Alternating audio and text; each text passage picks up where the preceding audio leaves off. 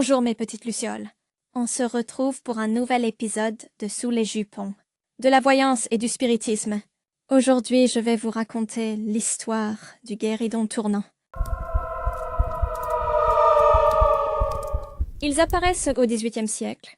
Le principe est simple. Les personnes s'asseyent autour du guéridon, posent leurs mains dessus et attendent qu'il se mette à bouger. Tournez ou cogner des coups censés correspondre à des réponses d'esprit. Esprit à tout là.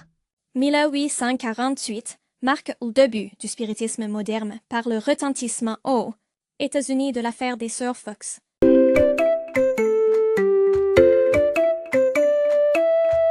Eh ben, elles respirent la joie de vivre.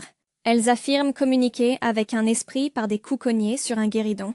Rapidement, cette pratique se répand en Europe, notamment en France et en Angleterre, sous la forme de tables, tournant et devient extrêmement populaire au sein des cercles mondains. Certains y voient la preuve de l'existence de l'au-delà.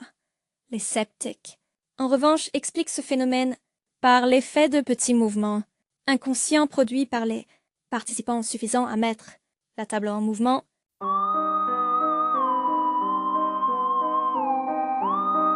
En 1853, on parle d'une véritable épidémie de tables tournants. Tout le monde en parle. Victor Hugo lui-même organise de longues séances. Il dit avoir communiqué avec entre autres Shakespeare. Allan Kardec donne une doctrine organisée au phénomène des guéridons tournants en 1857. Après analyse, pour lui, les coups et les mouvements sont des moyens primitifs de communication. Toujours aussi beau Allan, le guéridon devient alors secondaire. La fin du XIXe siècle marque son déclin. Il est vu davantage comme un divertissement mondain. Aujourd'hui, le guéridon tournant reste un symbole de la mode spirit du XIXe siècle, souvent associé au salon bourgeois.